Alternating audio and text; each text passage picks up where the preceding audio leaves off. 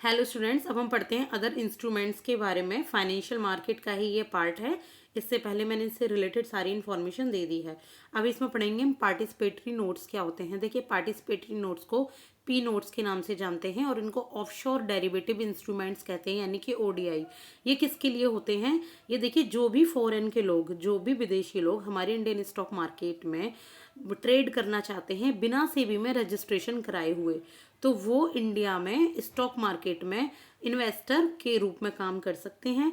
P notes एक Indian stocks होते हैं जिसमें कि असेट्स अंडरलाई होती है, यानी कि जिसके थ्रू असेट्स को खरीदा या बेचा जा सकता है और इन्वेस्टर बना जा सकता है इंडिया की किसी भी कंपनी में। ब्रोकर्स इन नोट्स को इश्यू करते हैं और इनकी जो रिपोर्ट है कि क्या स्टेटस रहा है पी नोट्स का, कितने लोगों ने इसमें इन्वेस्ट किया, कितने लोग निकले, कितने लोग नए आए हैं, तो इसके लिए सेबी को हर क्वार्टर पर इसके बारे में एक स्टेटस देना होता है।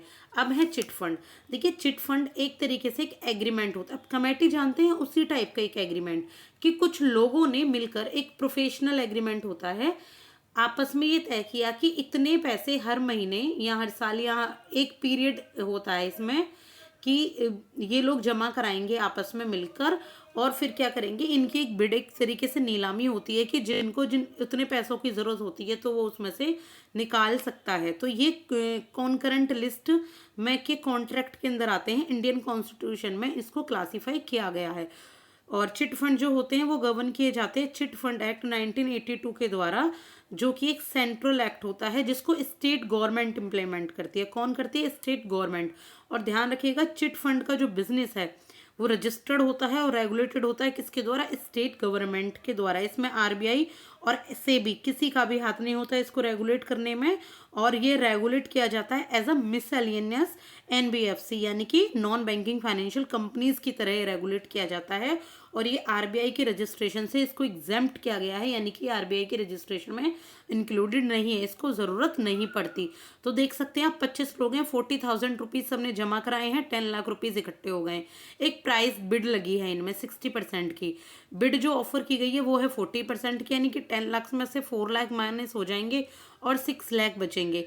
इसमें 7% क्या होगा? 10 लाख का 7% होता है 70,000, यानी कि 3.3 लैक्स ये दे दिए जाएंगे। और जो 13,200 रुपये एज अ डिविडेंड, तो वो ये लोग आपस में उसको बांट लेते हैं। तो ये 3.3 लाख क्या होते हैं? ये सब लोग आपस में इनको जैसे ये 10 लाख रुपीज़ है और किसी को ज़रूरत होती है कुछ पैसों की, तो 60% वो पैसा इसमें से निकाल सकता है।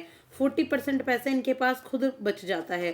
तो 10 लाख में से 4 लाख माइनस कर देते हैं, तो 6 लाख जो है पैसा ये उस पर्सन के पास चला जाता है जो इसमें 40,000 रुपीज़ जमा करा रहा है। वो जमा कराते ही रहता है जब तक कि ये पूरा होता है। बिल्कुल एक तरीके से कमेटी का ही हिसाब होता है। और जो 7% होता है 10 लाख का, 70,000, ये 4 मंथ्स का कमीशन होता है, यानी कि जिसने इसको स्टार्ट क्या होता है। अब इसमें बचते हैं 3.3 लाख, क्योंकि 6 लाख तो चले गए, तो 3.3 लाख ये अमाउंट डिस्ट्रीब्यूट कर दिया जाता है सब लोगों को, और 13,200 का इसमें इन लोगों को डिविडेंड मिलता है। तो इस तरीके से 13,200 डिविडेंड इन आपस में इन लोगों को मिल जाता है। इसके बाद देखेंगे जो चिट निधि कंपनीज क्या होती हैं। देखिए, निधि कंपनीज एक तरीके से एनबीएफसी का ही टाइप होता है, नॉन बैंकिंग फाइनेंशियल कंपनीज का। इससे क्या होता है? इससे लोगों के बीच में आदत होती है कि वो सेविंग करें। इसमें लोग म्यूचुअल बेनिफिट से एक दूसरे के साथ जुड़े हुए होते हैं। ये एक तरीके से होता है ना कि जैसे चिट फंड में था, एक दूसरे की वॉलंटरी जुड़े हुए होते हैं इसमें, और ये रजिस्टर्ड होती हैं कंपनीज एक्ट में, और ये एक्सेप्ट करती हैं डिपॉजिट्स किससे? From and undertakes lending to its members only. इसमें जो मेंबर होते हैं सिर्फ उनका ही डिपॉजिट एक्सेप्ट किया जाता है, और not required to receive the licence from the RBI. इनको भी आरबीआई से लाइसेंस लेने की ज़रूरत नहीं होती। ये डील नहीं कर सकते चिट फंड के साथ में, हायर परचेज फाइनेंस के साथ में, और लीजिंग फाइनेंस के साथ में, और इंश्योरेंस एंड सिक्योरिटी बिजनेस, इन सब के साथ ये डील नहीं कर सकते हैं। और ऑल्टरनेटिव इन्वेस्टमेंट फंड यानी कि एआईएफ क्या होता है? ये फंड एस्टेब्लिश हुआ इंडिया में, जो कि प्राइवेट पूल्ड इन्वेस्टमेंट है, यानी कि प्राइवेट इन्वेस्टमेंट है, व्हीकल है that collects fund from sophisticated investors both Indian और फॉरेन फॉर इन्वेस्टिंग। जो इंडिया और फॉरेन के इन्वेस्टर्स होते हैं उनसे ये कलेक्ट करता है फंड। डिफाइन होता है under SEBI alternative investment fund regulation 2012। और जो AIF हैं वो एक कंपनी की तरह फॉर्म होते हैं जो limited liability partnership trust etcetera कहलाती हैं। अब देखेंगे हम क्रेडिट डिफॉल्ट स्वैप्स क्या होते हैं यानी कि CDS। ये फाइनेंशियल डेरिवेटिव है यानी कि एक फाइनेंशियल टर्म है, ये एक कॉन्ट्रैक्ट है जहाँ पे कोई भी इन्वेस्टर को अगर लगता है ना कि जिसको उसने पैसा दिया हुआ है और वो कर सकता है इस चीज में डिफॉल्ट, तो एक क्रेडिट डिफॉल्ट स्वैप एक कॉन्ट्रैक्ट करेगा दूसरे इन्वेस्टर के साथ में और उसको कुछ प्रीमियम पे करेगा। अगर वो डिफॉल्ट कर देता है बोरोवर उसके पैसे को, तो क्या होता है कि जो इन्वेस्टर बी है जिसके साथ क्रेडिट डिफॉल्ट स्वैप का कॉन्ट्रैक्ट किया गया है वो उसको वो सारा पैसा पे करेगा जिसको भी उसने लोन पे पैसा दिया हुआ है बोरोवर का। तो प्रीमियम बेस्ड होता है ये। आप एक बार और सुने इसको, आपको ये सारी चीजें क्लियर हो जाएंगी। एंजल इन्वेस्टर्स क्या होता है? Venture capitalist and private equity. तो मैं आपको थोड़ा समझा देती हूँ वैसे CDS किस तरीके से वर्क करता है। देखिए ये एक इन्वेस्टर ए है, बॉन्ड होल्डर, इसके पास बॉन्ड है। किसने इश्यू किया है बॉन्ड? इसने, बोरोवर ने, बॉन्ड इश्यूअर है ये। इसने पैसे लिए हैं इससे, इन्वेस्टर से। ये मान लीजिए आप हो, ये एक कंपनी है, इस कंपनी ने पैसे लिए हैं इससे, इन्वेस्टर ए से। इन्वेस्टर ए ने इसको लोन दिया और इसने इंटरेस्ट दिया है इसको। अब इसको अगर लगता है इन्वेस्टर ए को कि ये डिफॉल्ट कर सकता है जो बोरोवर है, तो एक वो CDS करेगा यानी कि क्रेडिट डिफॉल्ट स्वैप एक कॉन्ट्रैक्ट करता है इन्वेस्टर बी के साथ में।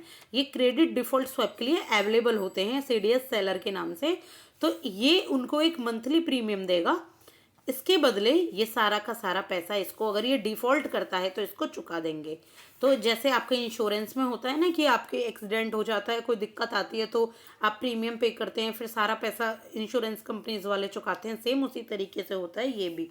इसके बाद देखेंगे हम एंजल इन्वेस्टर्स क्या होता है। एंजल इन्वेस्टर देखिए हाई नेट वर्थ इंडिविजुअल्स होते हैं जिनके पास काफ़ी ज़्यादा पैसा होता है और जो पर्सनल फंड एक स्टार्टअप में देते हैं। जब भी कोई भी स्टार्टअप नया खुलता है, कोई बिजनेस नया ओपन होता है, तो इनिशियली वे में और बहुत ज़्यादा फंड ये देते हैं किसको?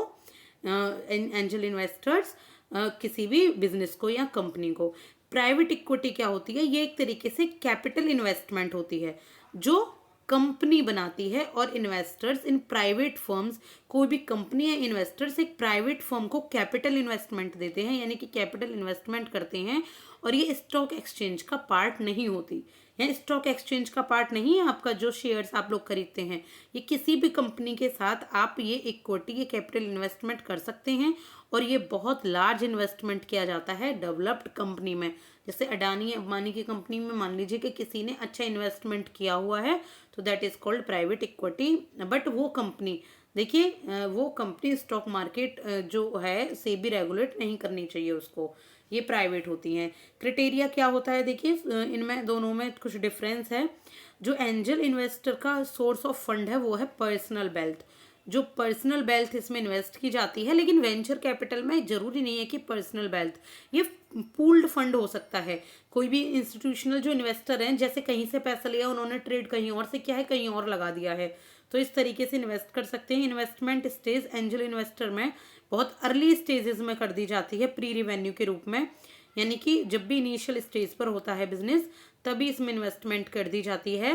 लेकिन वेंचर कैपिटल में अर्ली टू मिड स्टेज में होता है, यानी कि जब अर्ली से मिड स्टेज में इसमें कर सकते हैं जब भी प्री प्रॉफिट का टाइम आता है।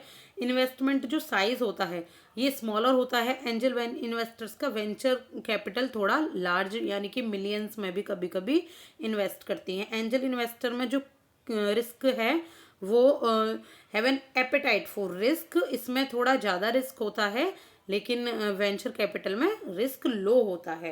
क्रेडिट रेटिंग एजेंसी, देखिए इसके बारे में बहुत ज़्यादा इन्फॉर्मेशन आप गूगल से भी ले सकते हैं, लेकिन यहाँ पर जो बुक में दिया गया है मैं सिर्फ आपको वही समझा रही हूँ।